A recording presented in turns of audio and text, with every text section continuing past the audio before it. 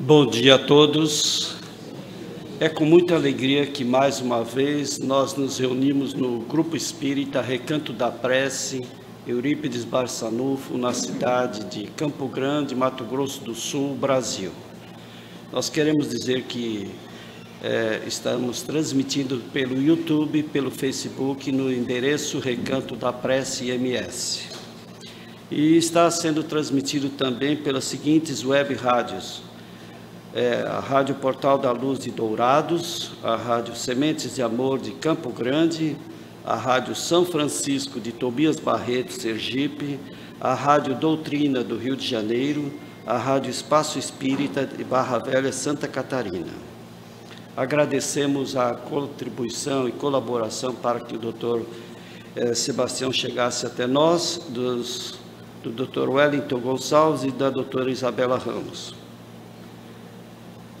Nós agradecemos também a audiência que temos dos nossos ouvintes e telespectadores do Brasil e também de outros países que normalmente sintonizam conosco. Nós, sem mais delongas, porque hoje nós temos a palestra Justiça Divina, a Lei de Causa e Efeito, com o Dr. Sebastião Geraldo de Oliveira. Eu vou pedir inicialmente que a Jônia faça para nós a prece de abertura e em seguida o Dr. Wellington vai fazer a apresentação do palestrante, que é o Dr. Sebastião Geraldo de Oliveira, desembargador do TRT da 3ª Turma de Minas Gerais.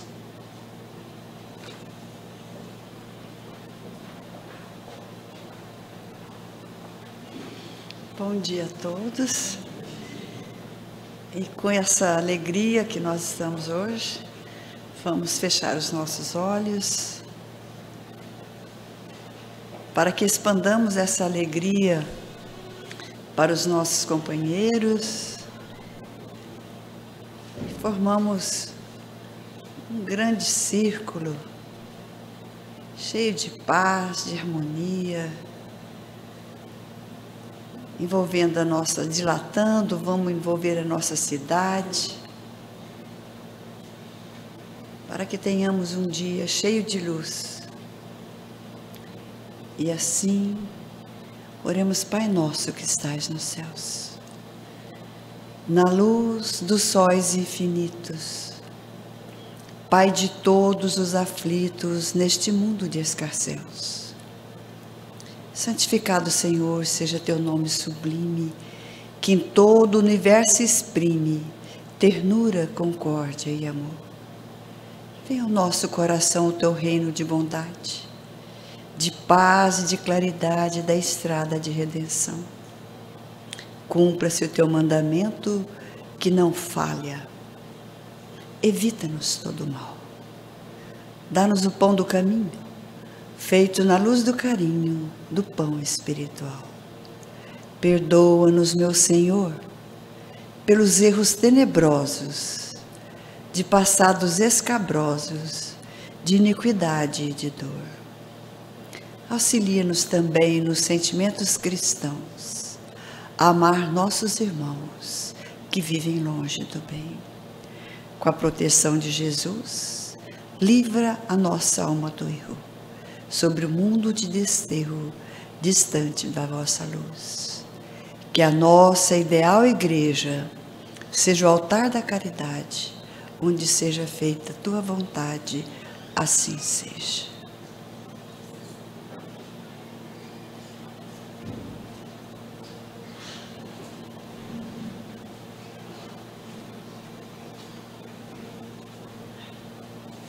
Bom dia a todos. Que a doce paz de Jesus esteja com todos nós. Agradecemos aqui o espaço que nos foi cedido pelo seu Carlos e dona Bete, para a presença aqui do nosso irmão Sebastião Geraldo de Oliveira, que é desembargador do TRT de Minas Gerais, então veio de longe, né? O professor Sebastião Geraldo esteve proferindo palestra ontem aqui no TRT, no campo profissional, e sempre que ele viaja a trabalho, ele aproveita para fazer palestras também dentro da seara espírita. Então, ontem nós já o convidamos foi proferida uma palestra aqui no centro de Campo Grande, e hoje ele está aqui, nesse recanto da prece, esse local tão abençoado. Então, temos o prazer de receber o nosso irmão Sebastião Geraldo de Oliveira, que é também membro da Associação Brasileira dos Magistrados Espíritas. Então, é com muita alegria que nós o recebemos aqui, né? Seja bem-vindo.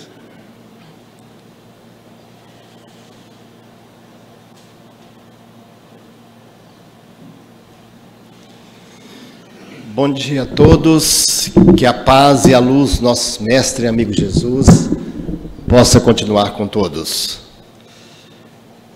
Estou muito emocionado pela recepção tão generosa nessa casa magnífica, tão acolhedora. É uma grande alegria estar aqui no Recanto da Prece, em Campo Grande, para falar desse tema da lei de causa e efeito, da justiça divina.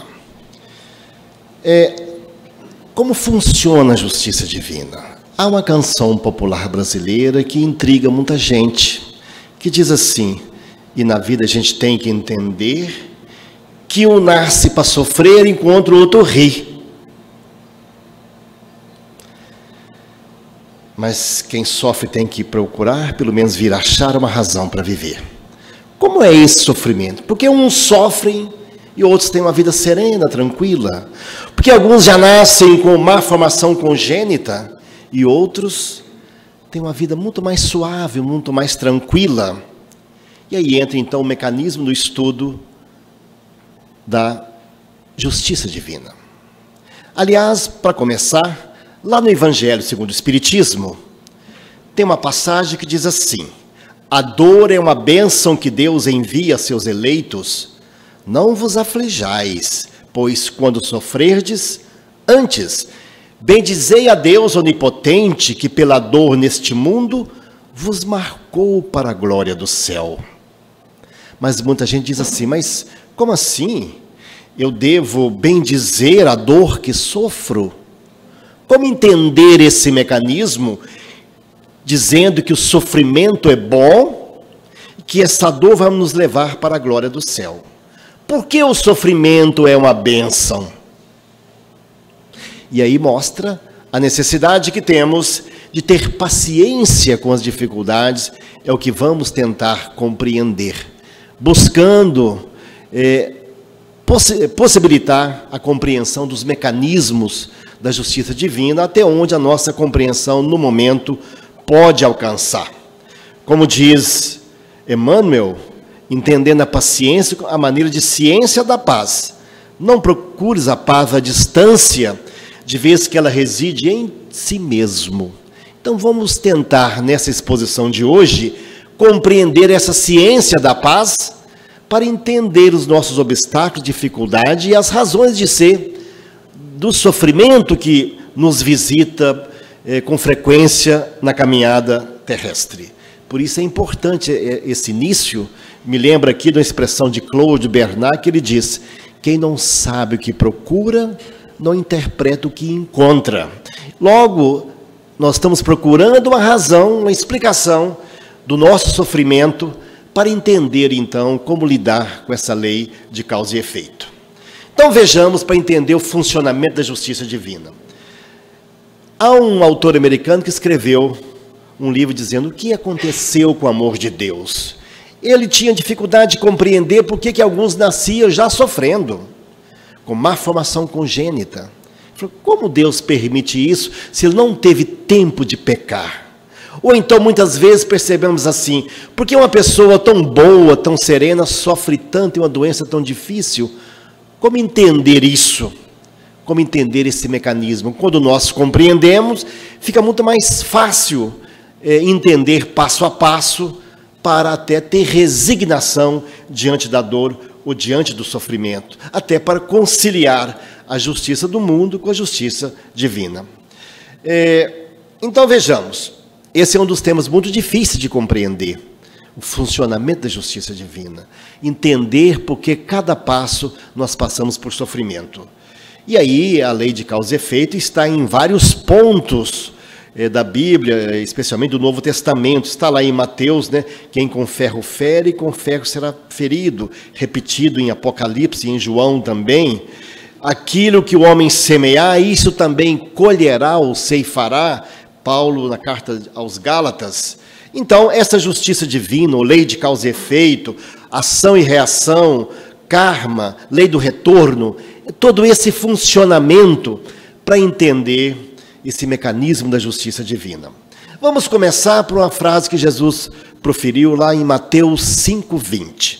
Lá está dito o seguinte: se a vossa justiça, a justiça da terra, não exceder em muito a dos escribas e fariseus, jamais entrareis no reino dos céus.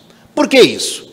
Que a nossa justiça, a justiça terrena, ela abrange um ponto muito restrito. É aquilo que é o mais absurdo, quer dizer, matar alguém, furtar, a justiça da terra alcança. Mas será que seremos avaliados somente pelo que diz a justiça terrena? Não, ela não tem alcance de tudo.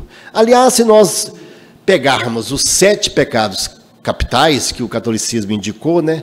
Preguiça, orgulho, luxúria, gula, ira, avareza, nenhum deles está nos códigos penais terrenos. Mas seremos avaliados, com certeza, por ele também. Então, veja bem, o campo da justiça divina é muito mais sutil. A justiça da terra só alcança aquilo que é provado. A justiça superior divina alcança o que nós pensamos, nossas ideias, pensamentos, tudo isso é avaliado, e a justiça terrena, que é muito mais restrita, não alcança. Por isso que diz, é preciso exceder em muito o que prevê a justiça terrena para ter compreensão da justiça divina. Lá no Livro dos Espíritos, Kardec formulou essa pergunta: onde está escrita a lei de Deus? E por que ele formulou essa pergunta? Porque para aplicar a lei terrena é muito fácil, basta abrir um código, uma CLT, um código civil, qualquer operação que vamos fazer aqui na Terra, um código nos orienta o que pode e o que não pode fazer. E perante a justiça divina? Aí Kardec perguntou isso aos espíritos: onde está escrita a lei divina? Uma resposta pequenina do Livro dos Espíritos, questão 621. A justiça divina, a lei divina está escrita na consciência. Então a consciência registra tudo que fizermos. Ainda que a gente nem saiba, nem desconfie, todos os nossos atos estão aí registrados na consciência. Sejam pontos de luz, sejam manchas de remorso, de culpa pelo erro praticado. Na consciência aí estará tudo registrado. É por isso que Tomás de Aquino, numa frase inspirada, disse: a lei natural na consciência dos homens é um reflexo da lei eterna, emanação da inteligência divina. É como se nós tivéssemos um terminal online da inteligência divina na nossa consciência. Então a consciência registra tudo que fizermos. Automaticamente, tudo que fizermos estará lançado ali. Seja no bem, seja no mal, a consciência vai registrando no nosso perispírito aquilo que ocorrer da nossa conduta, do nosso dia a dia. Então isso é uma lei, não é uma teoria, uma tese, é uma lei que está registrado, os atos que nós tivemos feito, a consciência vai registrar tudo isso. Mas vejamos, como que ocorre esse registro? Como que ocorre o processo de culpa? Se nós fugimos do nosso dever de cidadão, dever de pai, dever profissional, aquilo que nós devemos realizar, que o dia a dia nos determina, é o nosso dever. Se nós fugimos do dever, incidimos na culpa. E a culpa cria, como diz Emmanuel, em Pensamento e Vida, como se fosse um abscesso mental. Haverá uma mancha se nós fugirmos do dever. Se nós cometemos um erro, pecado ou crime, fugimos do dever, vamos incidir na culpa, e a consciência ali vai registrar aquele fato ocorrido. Então, tudo que nós fizermos, que nós presenciamos, e aqui tem uma facilidade, como juiz temos dificuldade muitas vezes de colher as provas para instruir o processo. Mas aqui não, nós presenciamos tudo. Vamos analisar, apreciar, verificar as agravantes, as atenuantes, julgar, e será publicado aqui no diário oficial da nossa consciência, tudo que tivermos realizado. Por isso, tem uma questão interessante no Livro dos Espíritos, que diz o seguinte: os homens que se entregam à vida contemplativa, não fazendo nenhum mal e só pensando em Deus, tem algum mérito? Olha que interessante. Como é que é o nosso dever? O fato de não fazer nenhum mal, tem algum mérito nisso? Questão 657. Olha a resposta dos Espíritos. Não tem mérito, não. Pois se não faz o mal, também não faz o bem, e são inúteis. Aliás, não fazer o bem já é um mal. Deus lhe pedirá contas do bem que não tenha feito. Então, uma das manchas possíveis para registrar na nossa consciência é o fato de ter omitido o bem que poderíamos ter feito. Não é só pelo erro, pelo pecado, pela falha. Não fazer o bem já é um mal. Que nós somos vocacionados, estamos instrumentados, preparados para fazer o bem. Então, os registros, por isso que a justiça divina é muito mais ampla do que a justiça da terra. Até isso aí será apreciado, será avaliado. Mas como que isso acontece? Como isso ocorre? Quando nós cometemos um erro, fugimos do dever, uma falha, aquele momento de rebelião. Ah, eu fiz mesmo, eu sou humano, faria de novo. Naquele momento eu realizei aquele fato, hoje eu me arrependo, mas fiz. Aí vem o arrependimento e começa a nascer o remorso. Porque a justiça divina já julgou da sua consciência. Será que eu poderia ter evitado aquilo? Pensando bem, eu fiz aquela calúnia, eu fiz uma denúncia falsa. Eu desviei o encaminhamento daquele meu colega que estava encaminhado para um cargo e eu falei mal dele. Ou seja, fugi do meu dever, aí vem o momento da rebelião. Mas o registro está feito da consciência. Aí começa a surgir o remorso. O remorso é um aviso, é uma campainha, você errou. Está registrado na sua consciência. Aí do remorso começa a surgir um sentimento de culpa. E o sentimento de culpa vai lançando raízes, e aí começa a despertar a necessidade da reparação. Por isso que o autor diz, Theodor Dreiser, diz o seguinte: a consciência não nos impede de pecar, ela só impede que gozemos o pecado em paz. Ah, aquele doce e saboroso pecado, mas não consigo esquecer, não tenho paz, surge o remorso. E há uma quadra interessante que Chico Xavier psicografou, que diz o seguinte: o remorso é uma chaga imensa que arrasa o homem mais forte. A culpa gera doença, a doença apressa a morte. Então, cometeu erro, rebelião, vem o remorso, sentimento de culpa, e aí surge a necessidade de reparar. Aí vem os desfechos possíveis dessa fisiologia, da culpa operada, registrada, do erro cometido, vem as necessidades de reparação, a necessidade de consertar o que está errado, de recolocar no caminho aquilo que está errado. Aí, se nós não consertamos, é que surge a reparação pela dor, pelo sofrimento, né? Repetindo a quadra, o remorso é uma chaga imensa que arrasa o homem mais forte. A culpa gera doença, a doença apressa a morte. É claro que eu posso, antes de chegar na doença, no sofrimento, eu posso reparar o erro cometido e evitar que tenha todo esse desfecho. Vamos analisar mais adiante. Então, veja bem, olha os efeitos da fuga do dever. Diz aqui lá em Tiago 4,17, aquele, pois, que sabe fazer o bem e não faz, comete pecado. Há um registro na consciência que você cometeu aquele pecado. Então, lá no Livro dos Espíritos, questão 642, está dito, é preciso fazer o bem no limite das próprias forças, pois cada um responderá por todo o mal que tiver ocorrido por causa do bem que deixou de fazer. pecou por omissão. Está todo instrumentado para realizar o bem, mas passou desatento. Foi para a escola e ficou só no recreio.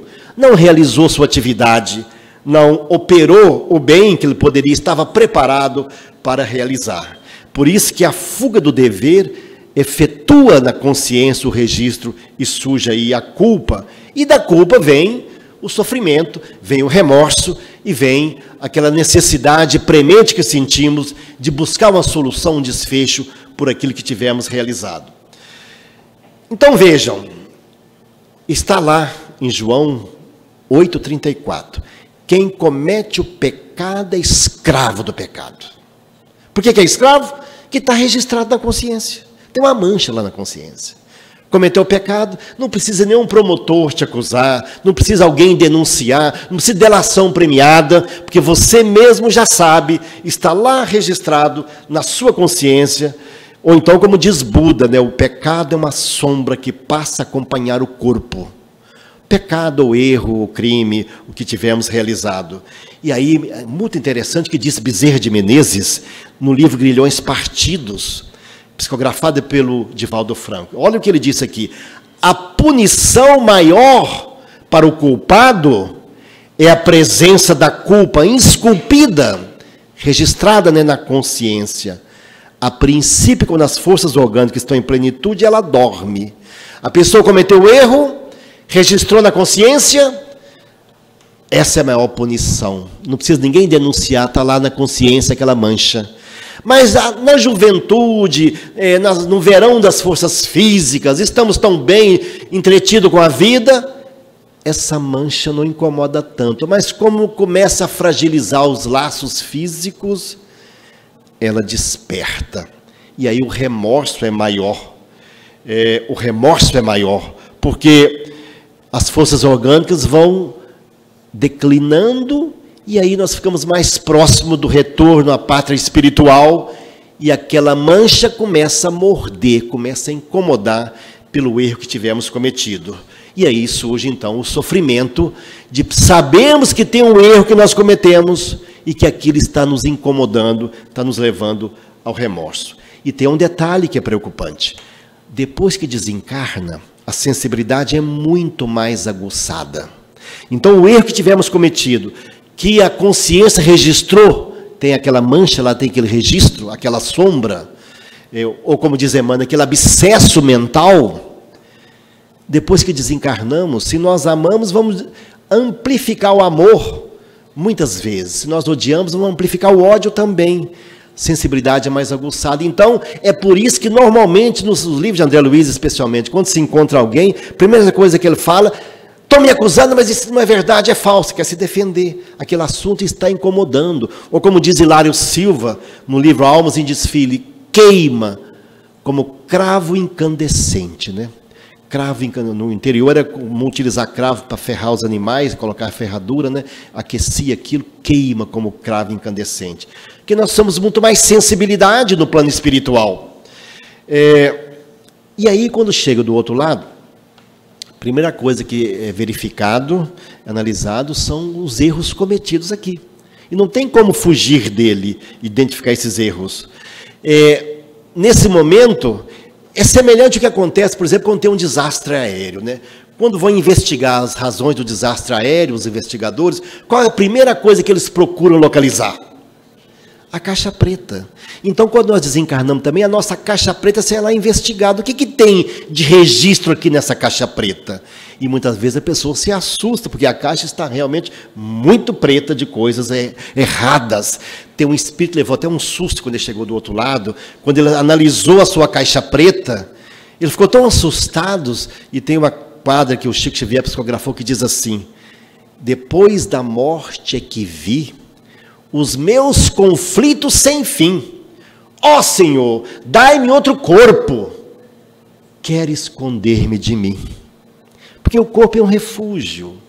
Nesse refúgio tem tranquilidade, a matéria é mais grosseira. O remorso não queima tanto como quem está no plano espiritual, como diz o Evangelho, onde haverá choro e ranger de dentes. Por isso, a sensibilidade muito mais aguçada, muitas vezes leva no umbral, as pessoas se unem pela dor. Aí que diz, aí como está na imagem, choro e ranger de dentes. Porque o remorso cobrando firme, a consciência apontando o culpado, e aí o sofrimento é muito sério. Por isso que tem naquela parábola do festim das bodas. Qual que era a senha necessária para participar do festim das bodas? Ou seja, um plano espiritual elevado na linguagem simbólica. Qual que era a senha para entrar no festim das bodas? Está revestido com a túnica nupcial. E como é a túnica nupcial? Como que a noiva entra na igreja? Toda de branco, sem mancha. Por isso diz imaculada. Se nós não estivermos com a túnica nupcial, não estaremos preparados para ingressar numa esfera espiritual elevada. Mas alguns até reclamam, falam assim, mas eu fiz trabalho da campanha do Quilo, ajudei no centro, auxiliava lá o sábado para fazer transmissão, e chegou aqui do outro lado, estão me acusando, o que é isso? Então vamos verificar, pode ter ocorrido um erro, sente-se aí. Vamos tirar aqui uma certidão negativa de débitos, quem sabe? A pessoa senta lá, faz uma regressão de memória, olha aqui, saiu uma certidão positiva. Olha essa vez aqui, gente, tinha me esquecido disso na encarnação anterior, matei minha sogra de raiva, olha aqui, está registrado. Então agora, olha, eu desviei, eu era prefeito naquela cidade lá francesa, desviei o dinheiro da merenda escolar, eu tinha esquecido disso. Por isso que eu vim com a mediunidade, que através dela, quem sabe, eu posso ajudar aqui e ali, sai tudo registrado. E a pessoa não consegue fugir daquilo. Então, mas diante disso, dessa ocorrência, é traçado um plano de libertação. PL. Porque Deus não quer que você fique lá no choro e ranger de dentes sem fim. O Pai é misericordioso. Ele quer nos socorrer. Então, é traçado no plano espiritual um plano de libertação. Primeira etapa, fazer um levantamento das suas manchas, a sua certidão positiva, depois que abra a sua caixa preta. Vamos verificar lá, o que tem registrado lá. Muito bem. Em seguida, falou, olha, tá bom, tá vendo essa aqui, você matou sua sogra de raiva? Vamos verificar, quem sabe agora ela volta como sua esposa. E esposa não, tem medo, posso matar ela de novo. Não. Então, quem sabe ela volta agora como sua filha. Filha diferente, né? A ternura de uma pessoa tão indefesa, tão inocente, catarrenta, chega e abraça o pai. Ah, pai, você é meu herói, eu acredito em tudo. É aquilo. Não, filha tem que ser. Você tirou o corpo, agora você vai colaborar para novamente dar o corpo. Então vamos traçar isso aqui. Mas às vezes a pessoa empolga, fala, eu estou vendo esse punhado de mancha, quer resolver tudo de uma vez. Eu quero nascer feio, esquisito, pobre. Não tem condição, você não suporta. Jesus mesmo falou que o seu fardo era leve, suave o seu jugo. Nós não podemos errar na dose, porque senão você pode até, quem sabe, cair para o suicídio, que vai piorar muito mais. Vamos dar um fardo compatível com o que você consegue suportar. E haverá sempre assistência espiritual para orientar a sua caminhada. Por isso que o corpo nosso funciona como se fosse uma vela de filtro. Você vem com todas aquelas energias mais grosseiras, passa por essa vela do filtro e você sai, o espírito sai filtrado. Por isso que muitas vezes, é por isso que o espiritismo condena a eutanásia. É necessário até o último minuto para você, a esponja do corpo, absorver essas energias mais grosseiras e o espírito sair filtrado do outro lado, como passasse por uma vela de filtro. Mas aí Kardec perguntou, diante disso, com tantas manchas, ele perguntou para os espíritos, o número de existências no corpo é limitado ou o espírito se reencarna perpetuamente? Já que precisamos ter a túnica nupcial, eliminar todas essas manchas? Resposta dos espíritos, a cada nova existência, o espírito dá um passo no caminho do progresso. Quando ele se despojou de todas as impurezas, todas essas manchas, não precisa mais de provas da vida corpórea. Enquanto tivermos registros no perispírito dos erros cometidos sem ser corrigido, reparado ou suportado, vamos precisar de reencarnar planeja, portanto, a nossa reencarnação. Foi por isso que está lá no túmulo de Allan Kardec, no cemitério Père Lachaise, em Paris. Olha o que está escrito aí: nascer, morrer, renascer ainda e progredir sempre. Esta é a lei. Nascer, morrer, renascer ainda e progredir sempre. Cada vez que renascemos, vamos passando por essa vela de filtro e o espírito sai mais filtrado, preparado para ingressar no mundo espiritual, porque aí está preparando a sua túnica nupcial. Mas nesse plano de eliminação das manchas, vamos verificar o seguinte: mas será que será necessário eu estar no mundo espiritual só para eu me dar conta lá da minha caixa preta, para eu começar a me libertar disso? A boa notícia é que não é necessário esperar chegar nesse ponto. Podemos fazer desde aqui, desde hoje, desde agora, começar a eliminar essas manchas. Começar a eliminar isso com alguns métodos que Jesus ensinou com muita propriedade. Primeiro vamos analisar aqui a eliminação facultativa. Por que facultativa? Que eu posso escolher. Eu posso optar por aquela reparação. A primeira dela é reconciliação. Brigou com alguém, teve um atrito sério, ofendeu alguém, ou alguém te ofendeu. Jesus falou assim: concilia-te sem demora com o teu adversário, enquanto você está a caminho com ele, para que o adversário não te entregue ao juiz, o juiz oficial de justiça, e seja recolhido à prisão. Em verdade eu digo que não sairás dali enquanto não pagares o último centavo. Reconciliação. Se nós temos um adversário, temos um inimigo, procure reconciliar com ele, porque vai te dar um alívio, você vai apagar uma mancha daquilo que está registrado. Eu me lembro quando estava anos atrás preparando esse estudo, e eu caí numa tentação tola, falei, deixa eu tentar aqui tirar uma certidão negativa. Sentei, refleti um pouquinho, fiz uma análise da minha vida, logo em seguida apareceu vários fatos, e um deles, quando eu tinha 12 para 13 anos, lá na minha terra interior de Minas, Belo Vale, meus pais moravam na roça e comprou uma casa na cidade para eu estudar. E um dia, com 12, 13 anos, cheguei da rua, estava lá dentro da nossa casa, meus pais não ficavam lá, ficava a dona tomando conta da gente, uma moça que era mãe solteira e muito mal falada na cidade. E com 12, 13 anos, eu repetia tudo aquilo que a sociedade também dizia, e eu achei aquilo um absurdo. Essa moça, mãe solteira, tão mal falada aqui na cidade, que dentro de casa estava com o filho no colo. Achei aquilo muito esquisito. Eu olhei para ela e falei, você pode ir embora. Falei assim, grosseiramente, pode ir embora. Ela levou um susto, olhou para mim, a dona falou, que isso, não faz isso com a moça não. Eu falei, mas pode ir embora. Ela começou a chorar. Levantou-se, pegou a criança, olhou para a dona, despediu, olhou para mim, não disse nada, chorando, foi-se embora. Passou-se o tempo, muitos anos, já era juiz, estava em Belo Horizonte estudando, foi lá tirar a minha certidão negativa, aparece essa cena dela olhando para mim, chorando com a criança no colo. Essa mancha ficou registrada na minha consciência. Mas aqui falou, reconcilia sem demora com o teu adversário, enquanto estás a caminho com ele. Aí que eu fui entender, porque às vezes a pessoa desencarna. Falei, meu Deus, onde está essa moça? Liguei para o meu irmão depressa lá. Fulana está aí? Falei, tá, você está precisando de alguém aí? Eu queria encontrar com ela. Eu te explico. Falei, tá bom. Aí eu fui lá para a cidade no fim de semana, procurei meu irmão, fui lá na casa da moça. Cheguei lá, casa humilde assim. Fulana está aí? Falei, não, ela está trabalhando lá na padaria. Aí eu telefonei lá para a padaria, passei na casa do meu irmão. Oi, fulano, quem está falando? Falei, é Sebastião do Zezito. Falei, o que foi? Aí eu levei um susto, meu Deus, o que foi? O que eu vou dizer para ela? O que foi?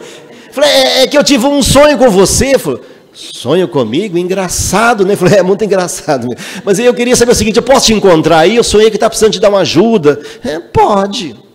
Aí fui lá encontrar com ela, mas olha a sensação do devedor, aquela mancha incomodando, as mãos estavam frias, encontrei com ela, pedi para ela ficar lá do lado, não, vou chegar lá na padaria, me encontrou na esquina da rua, ela já me recebeu com um sorriso, oi Tião, oi, tudo bem? Não sabia onde botava a mão, está quente hoje, né? Pois é, mais ou menos, mas aquilo estava incomodando, E aí, a certa altura, eu falei, sabe por que eu sonhei com você? Eu utilizei essa estratégia, né? É porque uma vez, eu me lembro, eu tinha uns 12 para 13 anos, você foi lá em casa um dia, eu te tratei tão mal, você lembra disso? Eu falei, lembro direito, não, você também era muito criança, né, tio? Eu falei, era. Eu não podia ter feito aquilo de jeito nenhum, você é uma pessoa boa. Aí procurei dar ela uma ajuda generosa, em razão do meu remorso, da minha culpa, ela pensou que era candidata a alguma coisa. Eu falei, não, passei aquela ajuda para ela. Mas quando ela recebeu, nos despedimos, abraçamos, é como se tivesse colocado um apagador para apagar a minha dor mesmo. Aquela mancha foi para o espaço. Resolvi aquela pendência. Por isso eu entendi, reconcilia depressa com o teu adversário, enquanto estás a caminho com ele. Ele pode mudar para hoje em dia, com esse mundo todo, as pessoas universalizado para cada ponto, né? Procure o mais rápido. Eu fiz essa palestra num centro em Belo Horizonte, no final, um dos dirigentes me procurou e falou, Sebastião, sabe que você é um capeta? Eu falei, por quê? Fiz as contas aqui, vou ter que viajar nos próximos 5 fins de semana. E a culpa é sua, que eu estava tranquilo até agora. Reconcilia depressa enquanto estás a caminho com ele, porque reconciliar é uma forma, é uma maneira de eliminar a mancha. Mas outra forma extraordinária, ainda facultativa, de eliminar o erro, é o trabalho caridade. Porque Jesus disse assim, o amor cobre multidão de pecados. Só que é o amor em ação, não é um amor contemplativo. O amor que realiza a obra de caridade, o bem que você fizer, seja o dever bem cumprido na sua profissão, a generosidade, tudo bem que você conseguir semear, o amor cobre multidões de pecados. Está também lá no Código Penal da Vida Futura, de Kardec, né? O bem que você faz agora atenua, até elimina o mal que você fez antes. Porque eu vou semear pontos de luz no meio das manchas. E o ponto de luz pode ir absorvendo essas manchas. Por isso que o trabalho caridade nos alivia sempre, reconfortando, trazendo a serenidade, trazendo a paz na nossa caminhada. Mas outra forma extraordinária também de eliminar as manchas é o perdão. Reconciliação, o perdão. A gente às vezes dá aquele exemplo, né? Falamos no Pai Nosso, perdoai as nossas ofensas, assim como eu estou perdoando a quem me tem ofendido. Será que estou mesmo? Damos um exemplo. Pai, perdoa as nossas ofensas, que eu também estou perdoando a quem tem nos ofendido. E muitas vezes não estamos fazendo isso. Como que funciona essa questão do perdão? Digamos o seguinte, que eu tenha reencarnado com 50 UMs. UM é unidades de mancha, só para fins didáticos, assim. E que o Wellington também está aqui e também tenha 50 UMs. Aí eu começo a falar o seguinte, olha, o Wellington é juiz aqui, mas ele está vendendo sentença. Eu lanço uma calúnia, um absurdo, né? Ele está fazendo isso. Ah, é? Gente, aquela cara de bonzinho, assim, tudo. Tá, então, é verdade. E aí começa o mexerico, todo mundo, nossa, que absurdo. Aí vem uma denúncia anônima na corregedoria, ele tem que ir lá prestar contas. E o que acontece? Aquele que fez a denúncia anônima, aquele que acusou indevidamente, suas manchas vão se elevar. Ele tinha 50, vai para 60. Mas o Wellington, que foi a vítima, tem dois caminhos. Primeiro caminho, como a maioria tem, você, eu ainda vou descobrir quem foi safado. Vai ter troco. Quem ri por último, ri melhor. Vou devolver. E aí ele devolve a ofensa. Sofreu, mas revoltou-se com o sofrimento, devolve a ofensa. Ele tinha 50, perdeu 10 pelo sofrimento, vai continuar com as mesmas 50 pela revolta que ele fez e procurando devolver a ofensa. Só vamos obter o resultado bom se conseguirmos perdoar. Por isso que Jesus disse, bem-aventurados que sofrem, porque nós estaremos com o sofrimento eliminando esses registros dos erros, ou essas manchas no perispírito que tivemos acumulado. É por isso que aquele que perdoa sente de imediato um alívio. Porque muitas vezes nós não nos perdoamos nem a nós mesmos. Às vezes o remorso é tão grande que temos dificuldade de perdoar. Gente, eu sou humano, eu falhei, mas eu quero acertar. E muita gente para nesse estágio da lamentação estéril e fica muito tempo lamentando o erro cometido sem preocupar em buscar a sua reparação. É por isso, portanto, que o perdão é uma forma extraordinária. Buscar o perdão. Jesus falou, perdoai 70 vezes 7, né? 70 vezes 7. Contam essa história que uma vez uma senhora foi procurar o Chico Xavier e falou, olha, eu vim aqui procurar o senhor, que na igreja tem lá o Papa, né, e aqui no Espiritismo não tem isso, mas eu considero o senhor o Papa para a gente. Eu queria saber o seguinte, meu marido já não suporto mais, a nossa vida é muito difícil, eu sofro tanto, eu queria saber se eu posso, eu fico preocupado se eu vou estar acertando ou errando, eu posso me separar dele? Oh, minha irmã, não faça isso, tenha um pouco de paciência. Jesus falou que deveríamos perdoar 70 vezes 7. Já fiz as contas. Tem aqui um caderninho, tirou da bolsa um caderno. 70 vezes 7, 490. Então já fiz aqui. Olha, quando terminou esse número, 70 vezes 7, eu deixei até alguns aqui, que é uma parte que já me agrediu, já prescreveu, até está lá para trás. Mas olha tudo que está aqui. Ele já me agrediu mais de 800 vezes. Eu posso me separar assim? Ah, minha irmã, considere então que Deus te colocou como enfermeira dele. Ele está adoecido no espírito. Você que vai amenizar o sofrimento dele. E também tem outro detalhe. Quando Jesus falou que era 70 vezes 7, era por dia. Então veja, perdoar indefinidamente. Isso não quer dizer que temos que concordar com o erro. Uma coisa é ser pacífico, outra coisa é ser passivo. O passivo aceita tudo, o pacífico estimula, trabalha pela paz. Então o perdão é extraordinário nesse sentido. E aí eu me lembrei, até trouxe aqui, como que o fato de não perdoar, ou às vezes perdoar a si mesmo, como é preciso, tão importante para as pessoas envolvidas o perdão, como é importante o alívio que ele traz. Aí eu me lembrei da história de Judas, que Judas, depois que ele traiu Jesus, veio logo o remorso, ele suicidou numa figueira e ficou no plano espiritual em sofrimento. E Maria Dolores narra esse momento do auxílio que ele recebeu de uma forma muito interessante, muito poética. Judas no plano espiritual sofrendo. Olha o que diz aqui. Depois de muito tempo, sob os quadros sombrios do Calvário, Judas, cego no além, errava solitário. Era triste a paisagem, o céu era nevoento. Cansado do remorso e sofrimento, sentara-se a chorar. Nisso, nobre mulher de planos superiores, nimbada de celestes esplendores que ele não conseguia divisar, chega e afaga a cabeça do infeliz. Em seguida, num tom de carinho profundo, quase que em oração, ela lhe diz: meu filho, por que choras? Acaso não sabeis? Respondeu o interpelado, claramente agressivo.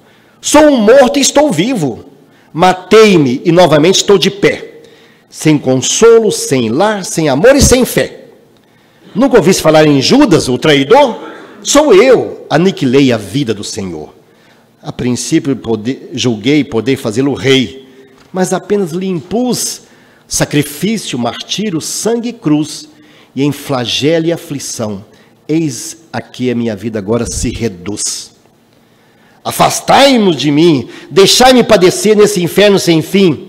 Nada me pergunteis, retirai-vos, Senhora. Não sabeis da mágoa que me agita, nunca penetrareis minha dor infinita, o assunto que lastimo é unicamente meu. No entanto, a dama calma respondeu: meu filho, sei que sofres, sei que lutas, sei a dor que te causas, o remorso que escutas. Venho apenas falar-te que Deus é sempre amor em toda parte. E acrescentando serena: a bondade do céu jamais condena. Venho por mãe a ti, buscando um filho amado. Sofre com paciência a dor e a prova. Terás em breve uma existência nova. Não te sintas sozinho ou desprezado. Judas interrompeu e bradou, rude pasmo: mãe, não me venhas aqui com mentira e sarcasmo. Depois de me enforcar num galho de figueira, para acordar na dor, sem mais poder fugir à vida verdadeira, fui procurar consolo e força de viver ao pé da pobre mãe que me forjara o ser. Ela me viu chorando e escutou meus lamentos, mas teve medo dos meus sofrimentos. Expulsou-me a esconjuros, chamou-me monstro, por sinal, disse que eu era unicamente o espírito do mal. Intimou-me a terrível retrocesso, mandando que apressasse o meu regresso para a zona infernal de onde, por certo, eu vinha. Ah, detesto lembrar a horrível mãe que eu tinha. Não me fale de mãe, não me fale de amor, sou apenas um monstro sofredor. Ainda assim, disse a dama docemente, por mais que me recuses, não me altero. Amo-te, filho meu, amo-te e quero ver-te de novo a vida, maravilhosamente revestida de paz e luz, de fé e elevação. Verás comigo a terra, perderás pouco a pouco o ânimo violento, terás o coração nas águas do bendito esquecimento, numa nova existência de esperança. Levar-te-ei comigo a remansoso abrigo, dar-te-ei outra mãe. Pense e descansa. E Judas, nesse instante, como que olvidasse a própria dor gigante, ou como quem se desagarra de pesadelo atroz, perguntou: quem sois vós, que me falais assim, sabendo-me traidor? Sois divina mulher, irradiando amor, ou anjo celestial de quem presinto a luz? No entanto, ela, fitá-lo frente a frente, respondeu simplesmente: meu filho, eu sou Maria, sou a mãe de Jesus. Então verifique que o perdão, essa necessidade daquele que perdoa e daquele que recebe o perdão tão extraordinária para o nosso alívio, como aconteceu com ele. Depois ele atinge a redenção, reencarnando como Joana d'Arc, como também está registrado na bibliografia do Chico Xavier. Mas veja então quais são os planos de libertação. Primeira facultativa, já falei, reconciliação, trabalho, a caridade, perdão. São as principais formas que nós temos para eliminar as manchas dos erros, das falhas cometidas. Mas se nós resistirmos, não adotar a eliminação facultativa para a nossa libertação, e podemos fazer sempre, e temos todo o esclarecimento recomendando que o faça, só não podemos deixar o tempo passar. Porque às vezes o tempo passa, chegamos do outro lado e lamentamos. O Chico Xavier também recebeu uma quadra dizendo o seguinte: depois da morte, no além, a dor que mais agonia é a mágoa de não ter feito todo o bem que se podia. Porque o bem é que iria aliviar o mal que você realizou. Se nós não adotamos a eliminação facultativa para reparar os erros, reconciliar, a caridade, o serviço na área do bem, o perdão, nós vamos cair na eliminação das manchas compulsória. Porque há uma pressa que a gente atinge a redenção. Ou você vai para a facultativa, escolhendo por seu livre-arbítrio tudo isso, ou você cairá na eliminação compulsória. Aí você cai na expiação. E a expiação é a dor. A expiação é o sofrimento. Então, podemos optar. Vamos eliminar essas manchas dos erros cometidos de forma facultativa, reparando o erro, ou vamos eliminar de forma compulsória, chegando na dor, na doença, no sofrimento. Porque são maneiras que nós temos de eliminar também. Nós já trazemos no nosso corpo físico os mecanismos automatizados para eliminar essas manchas. Ou você atua no bem, tem uma mediunidade para o trabalho, por exemplo. E aí ela se manifesta e você descobre. Vem para a casa espírita. De repente fala: esse negócio, estou sem paciência para isso, estou sem clima. E a pessoa vai para a vida mundana. Foi programado reparar seus erros pelo bem que poderia semear. Você veio com um mecanismo de acelerar a reparação. Não conseguiu. O que acontece? Vai ser imediatamente acionado um mecanismo sobressalente. Por isso que os Espíritos dizem o seguinte: quando a lição é aprendida, a dor cessa. A dor, a dificuldade é apenas para a gente aprender a lição. Aprendemos a lição, então não temos mais o que desenvolver. A dor não tem mais papel a desempenhar conosco. Por isso que tem o remorso e aí vem a doença, então, a eliminação da dor. Então, foi por isso que disse Jesus: bem-aventurados que sofrem, porque estão eliminando os erros que estão registrados na sua consciência, no seu perispírito, daquilo que você tenha realizado. Eu gosto muito dessa passagem de Manuel Filomeno de Miranda, do livro de Valdo Franco, Grilhões Partido, lá no capítulo 12. Olha o que ele disse aqui, que interessante. As enfermidades físicas ou psíquicas que vos avassalam têm suas patogêneses, ou seja, a sua origem, né, nos recessos da alma endividada, que faculta pela desarmonia vibratória, desenvolve os agentes mórbidos, favorecendo-os com a fácil proliferação, mediante a ausência ou diminuição de defesas orgânicas que foram destruídas pelo comportamento moral e espiritual. Então, o bem aciona o nosso mecanismo de defesa contra o adoecimento. A prática do bem fortalece o sistema imunológico, porque se houver a desarmonia vibratória, somos devedores, não estamos reparando pela linha facultativa do bem, estamos entretidos com as coisas mundanas, até às vezes errando mais ainda, surge logo o adoecimento nos recessos da alma endividada. Por isso que diz Emmanuel: o bem revigora, o mal extenua. O bem nos revigora e nos protege, e nos dá a inteireza, a completude, a satisfação interior, e por isso que as pessoas que estão harmonizadas adoecem menos. Os estudos atuais da psiconeuroimunoendocrinologia têm demonstrado que a pessoa harmonizada está muito menos vulnerável ao adoecimento. Exatamente, como diz aí, a desarmonia vibratória favorece a proliferação de diversas patogênios, de diversas falhas, e aí ficamos vulneráveis ao adoecimento. Então, veja bem, quais são as sínteses do nosso caminho evolutivo? Primeiro, o opcional. Podemos começar a fazer desde já, desde hoje, desde amanhã. Reconciliar, cada um faça o seu levantamento e vá buscar a reconciliação. Ah, mas se a pessoa não aceitar, pelo menos ofereça. Uma hora ela vai aceitar. Diga, aponte que você está disposto a estender as mãos para reconciliar. Não quer dizer que vá concordar, mas está disposto. Segundo ponto, na opcional ainda, vá pelo perdão. Procure perdoar. O perdão alivia. Especialmente, mas eu que fui a vítima, por que o perdão me alivia? Porque você tem erros do passado. E o sofrimento que alguém foi agente para causar em você está ajudando a diminuir o seu sofrimento. Perdoa.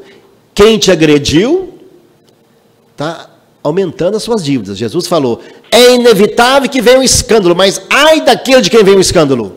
Para ele vai aumentar, mas para você que recebeu a ofensa e perdoou, aquilo alivia. Ou então, o trabalho, a caridade, o bem que você puder fazer em algum lugar, será teu advogado em qualquer parte do universo, já diz André Luiz. Então, pratique as formas opcionais da reparação dos erros, as formas opcionais de liberar a sua consciência para tecer a sua túnica nupcial.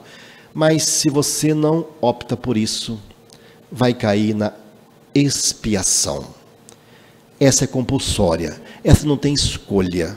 É por isso que o adoecimento chega. E algumas pessoas que têm mais estrutura, pedem até as duas juntas. Eu quero acelerar a minha evolução.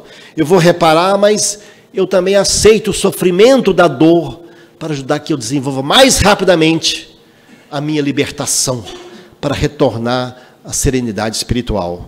Mas é por isso que surge dor, sofrimento, doenças, né? Então, voltando à frase lá do início da exposição, o remorso é uma chaga imensa que arrasa o homem mais forte. A culpa gera doença, a doença apressa a morte. Mas eu posso interromper essa sequência procurando a reparação opcional da reconciliação, do perdão, do trabalho na área do bem.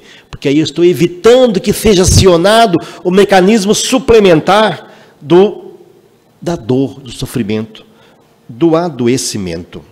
Porque quando eu lanço na opção facultativa luzes sobre a consciência, sobre o perispírito, eu estou eliminando aquelas manchas dos erros. Mas se não fizer isso, vai ser colocado um dreno para eliminar esses erros, essas manchas do passado. Agindo assim, estaremos construindo em nós o reino de luz. Muita gente imagina assim, o reino dos céus, alguém pensa que é um espaço físico para ter um GPS para andar lá no reino dos céus ou do inferno, né? O reino dos céus está dentro de nós. Podemos estar no mesmo espaço, alguém vivendo num paraíso e alguém vivendo no inferno e alguém vivendo no purgatório, utilizando essa simbologia católica, né? Nós construímos no nosso interior esse reino. Então Jesus alertou: vê, pois, se a luz que há em ti não sejam trevas. Que todos nós trazemos a centelha divina em potência dentro de nós. Quando nós acionamos essa centelha, nós conectamos com a espiritualidade superior. Por isso diz Jesus em outra parte: eu vim trazer fogo à terra, e o que quero senão que ele se acenda, ou seja, acender essa luz. Ele falou em outra parte: brilhe a vossa luz, porque essa luz brilhante estará refletindo a quantidade de céu interior que você já conseguiu acender em si mesmo. E quando nós construímos esse reino de Deus, eliminando essas manchas, conectando com o mais alto, a nossa caminhada fica muito mais serena. É como se nós tivéssemos, a partir disso, conseguido acessar a senha do Wi-Fi divino, para fazer essa conexão. E aí, quando nós fazemos essa conexão, temos dentro de nós aí, nessa imagem, acendemos a luz, criamos a sintonia, e começamos de imediato a receber do mais alto. O mais importante é que do mais alto o bem jorra incessantemente. A nossa antena psíquica que não está sintonizada adequadamente. É como se lá estivesse transmitindo numa alta tecnologia, 5G eletrônica, e nós estivéssemos aqui na analógica, ainda não dá sintonia. Quando eu crio o reino de Deus interior, pela prática do bem, eliminando as manchas, eu entro na sintonia. E aí a caminhada fica muito mais facilitada. Então a nossa missão é acender logo a luz que dormita em potência no nosso interior. Por isso, nossos atos do dia a dia ou tecem asas de libertação ou algemas de cativeiro. Cada ato, vamos lançar ou luz ou sombra no nosso perispírito. Ou algemas, ou asas. O mal vai gerar o sofrimento, o adoecimento. O bem cria anticorpos, defesas naturais da nossa caminhada. Por isso é preciso ter necessidade de até praticar o auto-perdão. Nos perdoar: eu errei, eu sou humano. Paulo, quando descobriu todos os erros da perseguição aos cristãos, ele não ficou na lamentação estéril, partiu para a atividade, dando um exemplo que, em vez de lamentar o que ocorreu, podemos trabalhar para o futuro, iluminar o nosso roteiro de vida. Mas a justiça divina é também uma justiça misericordiosa. O pai não quer que o filho fique lá o tempo todo no choro e ranger de dentes. O pai quer exatamente que nós caminhamos para o bem. Falava ontem aqui na outra casa da parábola do filho pródigo, né? Quando o pai percebeu o filho tentando retornar à casa do pai, ele correndo vai e o abraça. Todos nós, mesmo que a nossa certidão saia muito positiva, mas todos nós, quando começamos a endereçar para o caminho do pai, imediatamente o pai vem em nosso socorro. Acessamos o Wi-Fi da senha divina. E aí começamos a permuta de energias renovadoras, que estimula a confiança, a esperança, a fé, a caminhada. Quando nós estamos com essa conexão, nós estamos com entusiasmo. E a palavra entusiasmo, na sua etimologia, vem de entheos. Theos é raiz de teologia, de Deus, teologia, teosofia, theos. Enteos, entusiasmado com a divindade. Quando estamos entusiasmados, estamos conectados com a divindade. Mas quando nós estamos desanimados, prefixo de negação, ânima, alma, sem vida, sem alma.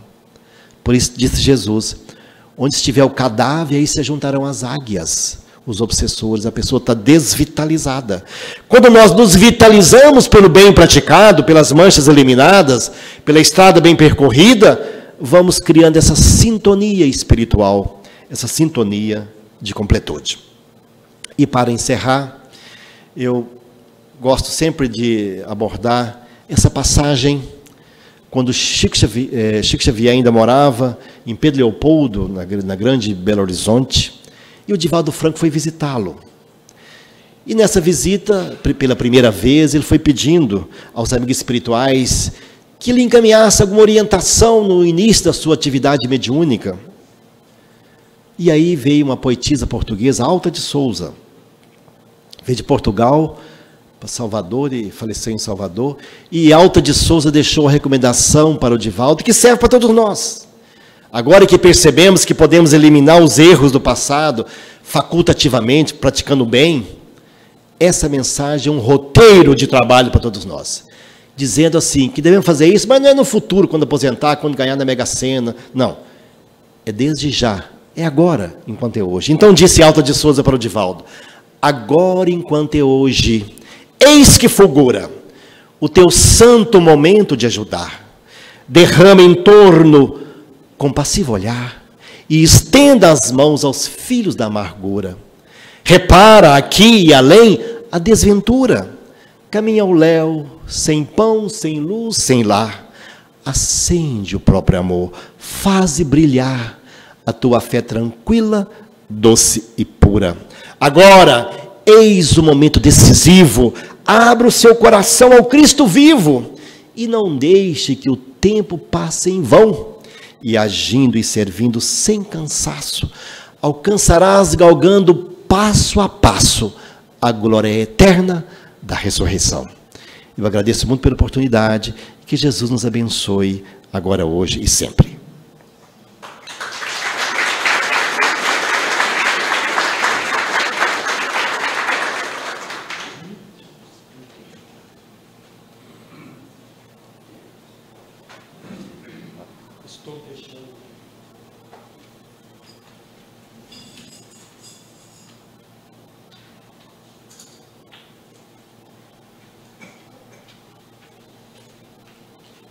Eu estava tão empolgado que deixei o papel e deixei a informação que eu preciso passar. Que maravilha, né? Olha, eu tenho que falar alguma coisinha aqui, porque essas pessoas de tão longa distância que estão nos assistindo, é lógico que eu não posso falar todos os nomes, isso é impossível, mas a gente gosta de dar um alôzinho para as pessoas, porque eles são também o incentivo do nosso trabalho. Então, nós queremos agradecer a Geisa Salgueiro, da cidade de Estocolmo, na Suécia, que está nos assistindo. O Spiritistica Studiegruppen Pavag til Ljuset, que é um grupo espírita também de Estocolmo. A Marta Frommelt, da cidade de Balzers, no Principado de Liechtenstein, também está nos assistindo. A Sônia Barsante, da cidade de Uberaba. Carlos Estevão Matos, de Campo Grande, Luciana Cifuentes, eu não vou falar todos, não, vocês podem ficar tranquilos. Dr. César Augusto Benevides, daqui de Campo Grande, Dr. Alain Pitan também, Lenita Cortes, de Niterói, Diego e Evelyn Rupert, da cidade de Bielefeld, na Alemanha. Tem pessoas de São José dos Campos, de Bauru, de Varginha, e Ana Cláudia também, de João Pessoa, que sempre nos assiste. Mas tem também aqui, eu vou ler aqui, um trechinho do que uma pessoa escreveu a respeito da palestra do senhor. Ela disse assim: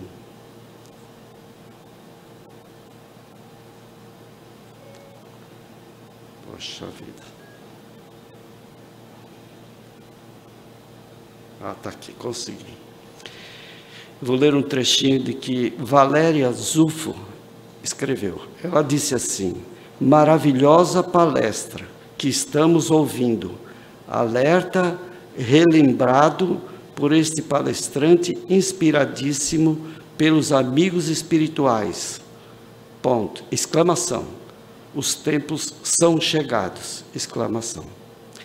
Então, eu gostaria de dizer a todos que eu estou assim, em êxtase, porque a palestra realmente toca fundo e eu já vivenciei a experiência de procurar a pessoa e ir pedir perdão, explicar, justificar e tudo mais que precisava ser feito.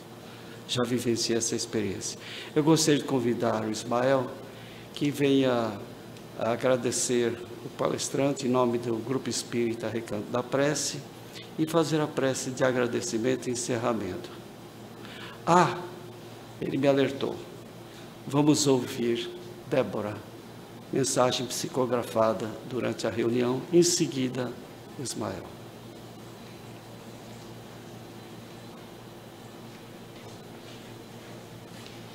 Bom dia a todos. Meus filhos, que alívio maravilhoso é estudar as leis divinas sob o olhar do bom senso e da caridade e perceber que somos todos contemplados com um amor pleno e morredouro. As engrenagens da criação do Senhor funcionam em harmonia perfeita, levando a todos os cantos do universo a luz e o progresso. Obrigado, Pai, pela inteligência e pelo esclarecimento, pela beleza e os bons sentimentos que nos inspiram e enobrecem o espírito e tornam o caminhar mais leve e célere, estimulado pela ânsia sempre crescente de alcançar a perfeição íntima do amor, que é pleno e nunca acaba. Cabe a Deus a aplicação da justiça, pois só Ele é sábio e onisciente para conhecer as necessidades de seus filhos. Cabe a nós o trabalho árduo e sincero de implantação em nossos corações da tolerância sem limites, da paciência sublime, do perdão contínuo. Assim, poderemos um dia vislumbrar o amor do Pai e vivenciar em plenitude todas as potências da alma. Obrigada.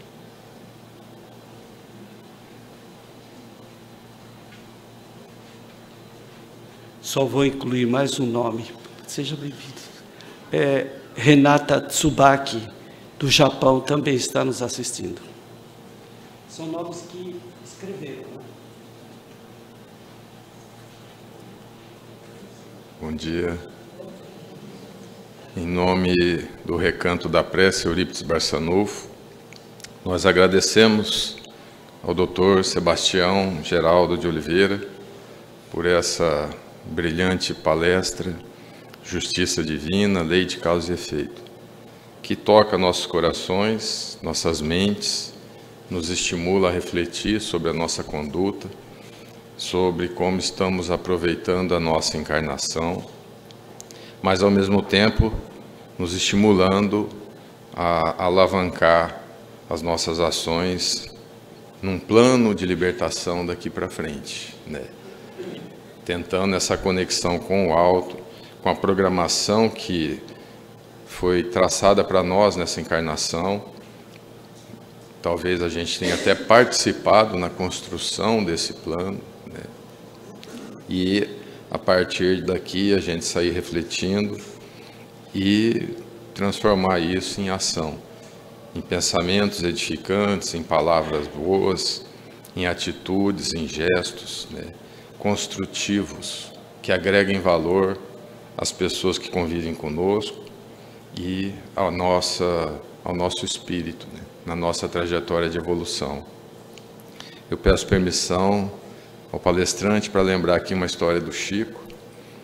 Quando o Chico passou por uma experiência, ele cuidava de um cachorrinho e a vizinha dele, achando que aquele cachorrinho estava gerando muita tristeza para ele, por conta dele trabalhar o dia inteiro, depois ir para o centro espírita e chegar em casa à tarde da noite, e ainda assim ir cuidar do cachorrinho, medicar, ajeitar o cachorrinho, um dia ela antecipou o retorno do cachorrinho ao plano espiritual, e sem o Chico saber. Passado o tempo, a irmã do Chico contou isso para ele, e o Chico ficou muito sentido com aquilo, ficou sensibilizado, e aquilo gerou uma tristeza muito grande nele.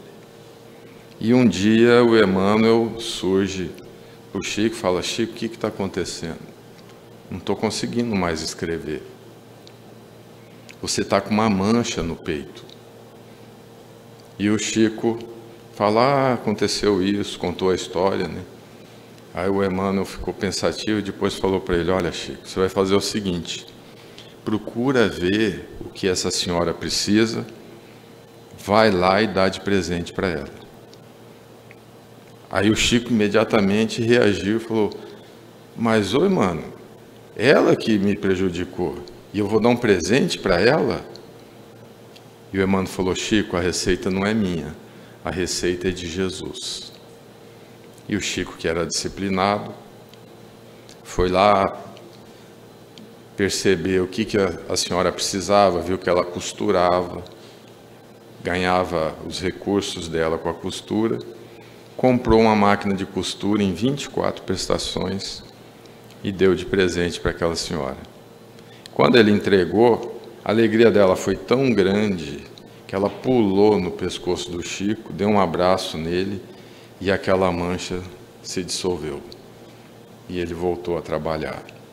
Então, como a palestra falou disso hoje, né, me veio a lembrança ali da história do Chico.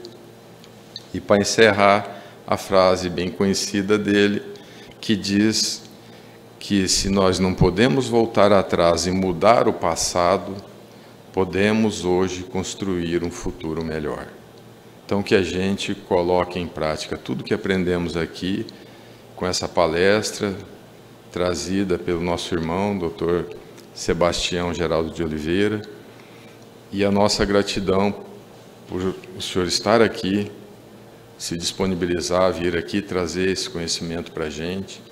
Nossa gratidão à equipe espiritual que trabalha com o senhor, que te intui, que te orienta. A nossa gratidão a essa casa que nos acolhe e nos proporciona momentos gratificantes como esse. Então, que Deus abençoe a todos, nos estimule, boas reflexões, tire de nós sentimentos negativos, pesarosos. O que passou virou experiência.